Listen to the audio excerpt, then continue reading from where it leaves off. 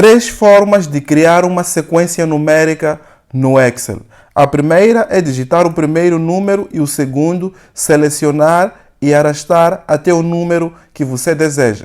A segunda é escrever somente o primeiro número, selecionar, dar um duplo clique, clicar aqui no preenchimento automático, escolher a opção Fill Series, que ele vai te dar aqui uma sequência numérica.